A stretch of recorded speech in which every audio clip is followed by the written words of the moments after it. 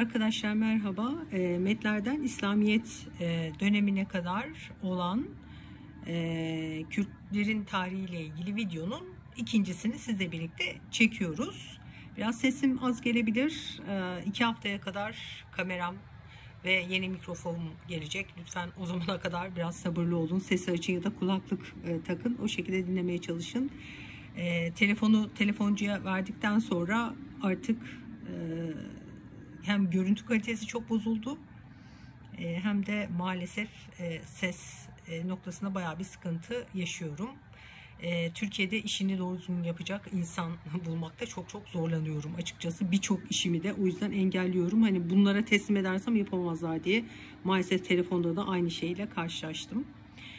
Arkadaşlar bugün sizinle Yunanlar, Makedonlar, İran, Akameni Hanedanlığı, Gürcüler, Alanlar, Romalılar ve İran Sasani İmparatorluğu ile Kürtler ve Kürdistan arasındaki ilişkiyi inceleyeceğiz. Hangi zamanı kaplıyor bu ilişki? Milattan önce 5. ve 4. yüzyılla milattan sonra 3. yüzyılı kapsayan bir ilişki. Daha çok savaşlar ve antlaşmalar üzerine duracağız bu derste. Derse geçmeden önce arkadaşlar biliyorsunuz faşizmin en kötüsü ilmi sahada olandır. Sömürünün en kötüsü olan, en kötü sömürülerden biri de ilmi sahada olan. Biz de aslında bu derslerle ilmi sömürüye bir nevi karşı çıkıyoruz. Çünkü Kürtlerden ve Kürdistan'dan ilmi sahada, tarihi sahada hiç bahsedilmiyor.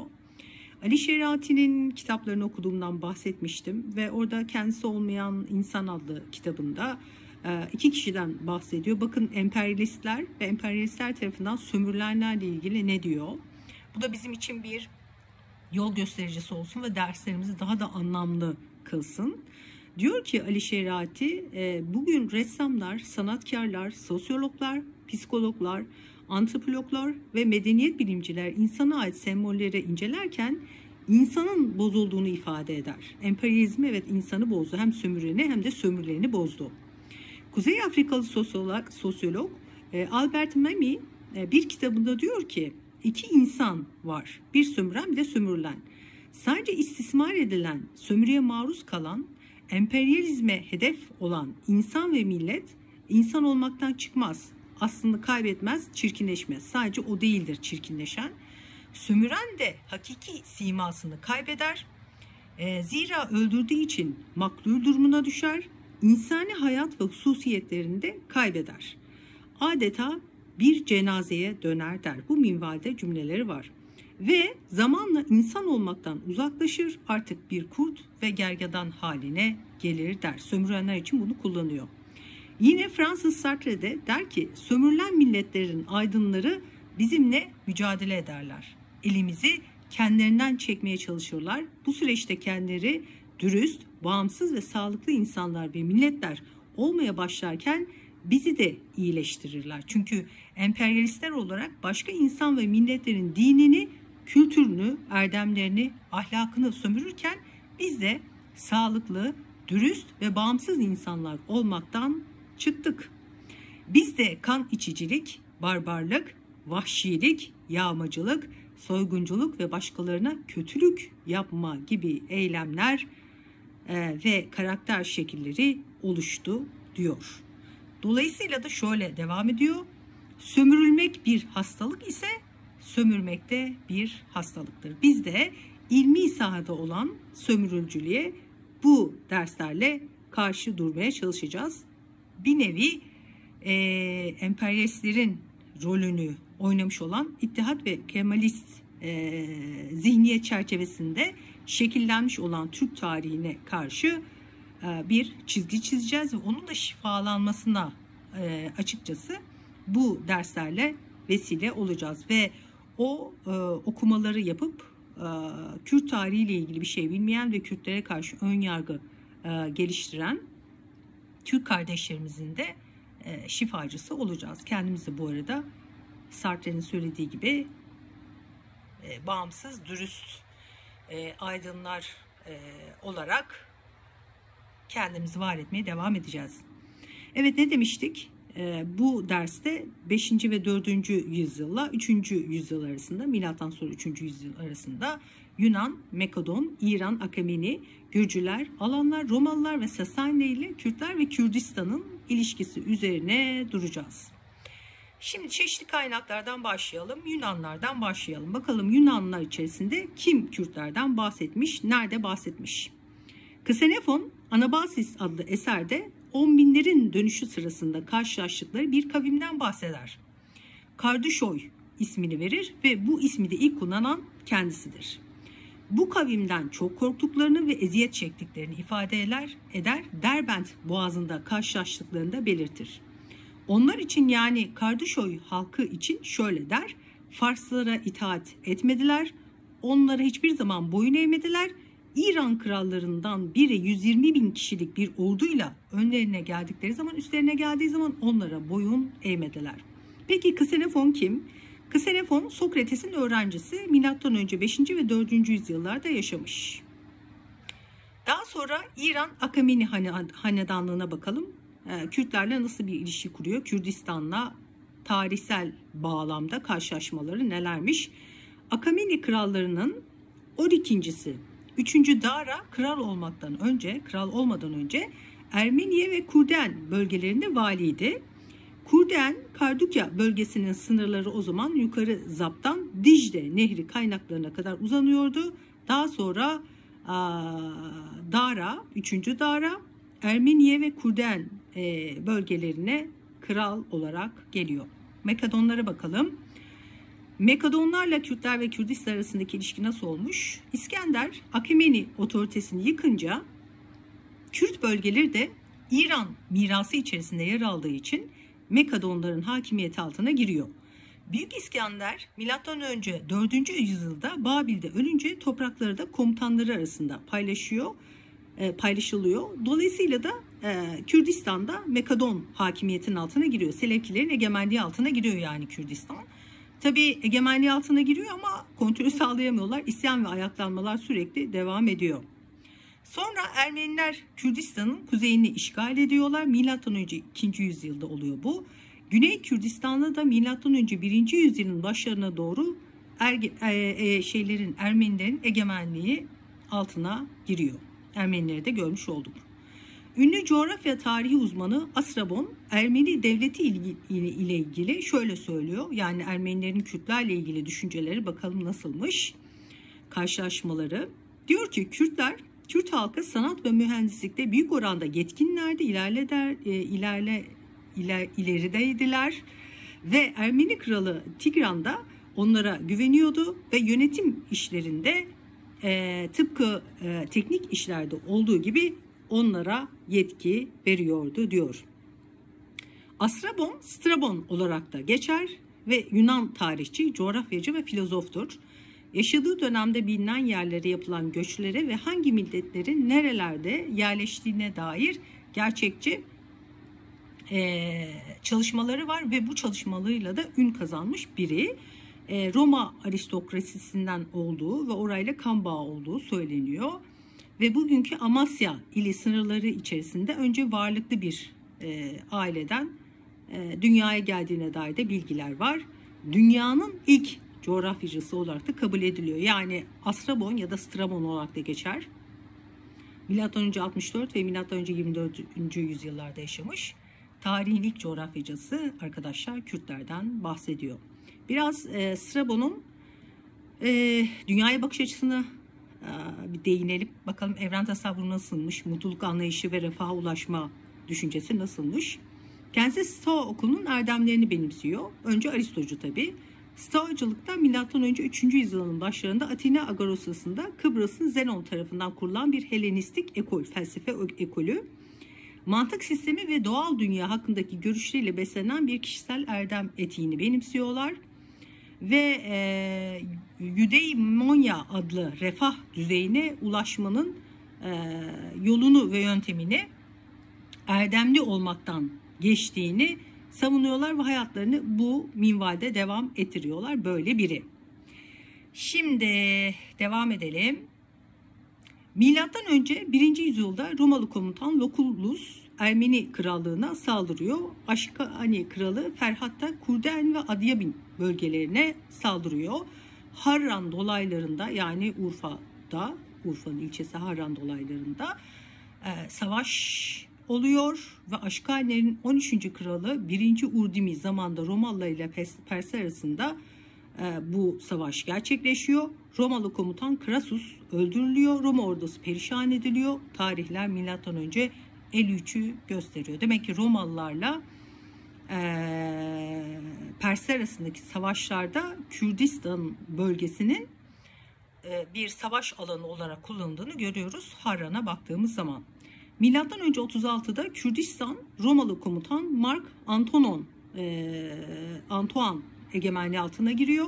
Romalılar Aşkaniler ile savaş halinde. Romalılar yeniliyor. Aşkaniler büyük oranda ganimet elde ediyorlar. O dönemde Aşkanilerin müttefiki de Küçük Medya, yani Azerbaycan bugünkü, aralarında ganimet paylaşımı dolayısıyla problem olunca Küçük Medya gezici Romalılarla anlaşıyor. Aşkanilere saldırıyorlar. Aşkaniler tabi bunu duyunca ne yapıyor? Milattan önce 34. yüzyılda Pers Aşkan Kralı 4. Ferhat büyük bir ordu hazırlayıp Küçük Medya'ya saldırıyor. Onu yerle bir ediyor ve Ermeniye'yi tekrar Romalıların elinden alıyor ve oraya kendi akrabasını kral olarak atıyor. Yine gördüğümüz gibi Aşkaniler ve Romalılar arasındaki savaşlarda Kürdistan bölgesinin bir savaş alanı olarak hedeflendiğini görüyoruz. Tabi daha sonra Romalılar ile bir antlaşma yapıp Ermeniye ve Kürdistan'ı Roma devletine bırakıyor. Tekrar tabi savaşıyorlar. Kral 4. Artvan ve oğlu Guhders zamanlarında da savaşlar oluyor. Bu kral Ermeniye kralı ile de savaşıyor. Bu kadar mı? Hayır değil. Romalı Neron zamanında da Romalılar bir ordu gönderiyor. Yine Ermeniye ve Kürdistan bölgesinin üzerine bu ordu geliyor. Milattan sonra da 63'te barış antlaşması yapıyorlar ve Tirdat'ın Ermeniye kralı ilan edilmesiyle de bu barış pekişiyor ve yarım yüzyıl bu barış devam ediyor. Nero Claudius Caesar Augustus Germanicus Julio Claudian hanedan 5.'si ve son imparatoru, büyük amcası Claudius tarafından tahtın varisi olarak, evlatlık olarak alınmış öyle biri. Kendisi popüler tarihte kendisine çapkın ve zorba deniyor. İmparator kendisi Hristiyanlara ilk zulmeden kişi olarak biliniyor.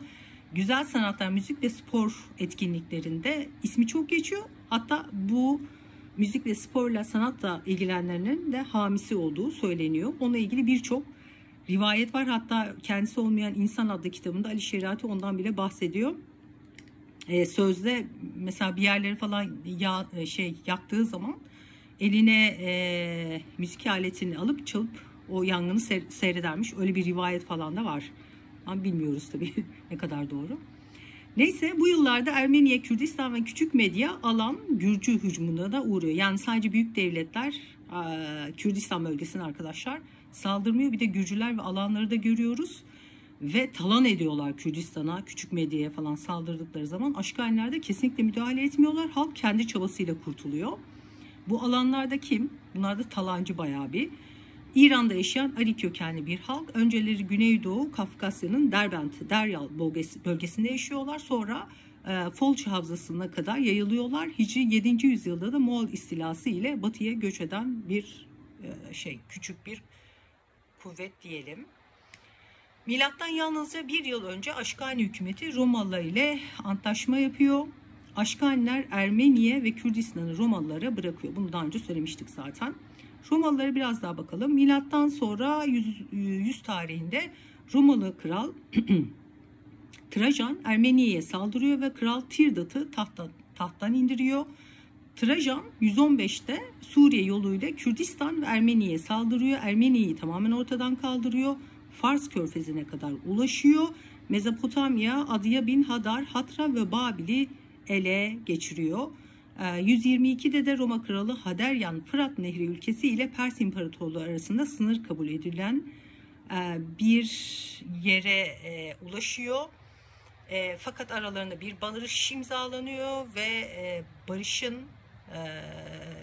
şartlarından biri de Roma ve Pers arasında Fırat Nehri'nin sınır olarak kabul edilmesi. Tabii hiçbir zaman da doğru düzgün o sınırlara ve antlaşmalara uymuyorlar. Sürekli savaşlar devam ediyor. Mesela milattan sonra 161'de Pers kralı 3. Balaş Ermeni'yi işgal ediyor. Fakat Romalı komutan Cassius karşısında yeniliyor. Ermeniye ve Kürdistan Romalıların egemenliği altına giriyor. Aşgali Pers krallarının sonuncusu 5. Ardvan Mezopotamya'ya yine saldırıyor. Roma ordusunu yeniyor fakat coğrafi değişiklikler olmuyor. Bu dönemlerde sahneye yeni bir kral çıkıyor. Adı Erdeşiri Babekan.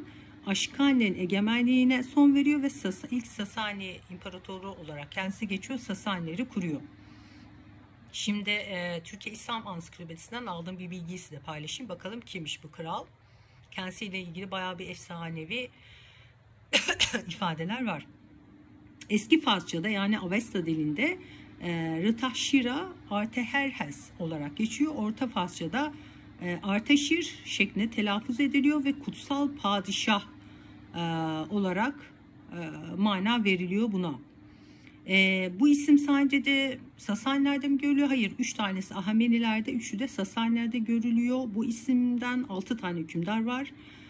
İslam dünyasında bu hükümdarlardan sadece Sasaniler devletinin kurucusu olan Erdeşiri Babekan adıyla tanınıyor. Bazı kaynakların Erdeşiri evvel şeklinde de kaydettiğini görüyoruz. Bu efsanevi kimliği, hayatıyla ilgili çok bir bilgi yok. Yalnız bazı rivayetler var. Birkaç tane söyleyeyim. Bir rivayete göre soylu bir Pers ailesine mensup ve İstar'ın Hir bölgesinde doğuyor. Hanedana adını büyük babasından veriyor. Sasan, büyük babasının adı Sasan. İstar'da Anahita ateşkedesinin muhafızı ve büyük annesi Rambihiş de bir prens ailesinden geliyor deniyor. Babası Babakin ise Fars'ın Darabcirt şehrinde askeri bir görevi varmış. Böyle rivayetler var. Ve kendisi Zerdüşt inancını resmi din haline getiren biri.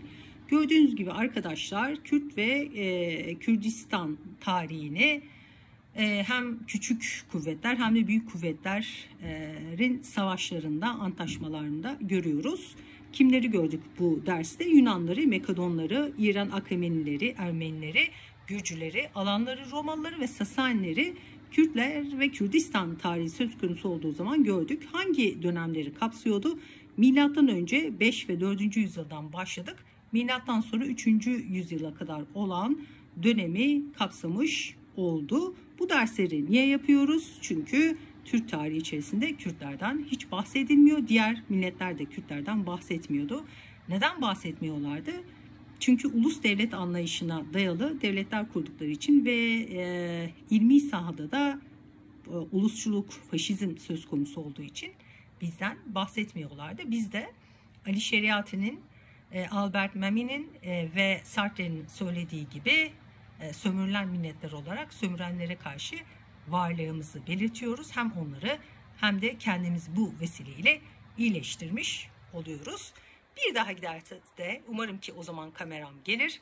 Daha net, daha güzel dersler çekeriz. Görüşmek üzere.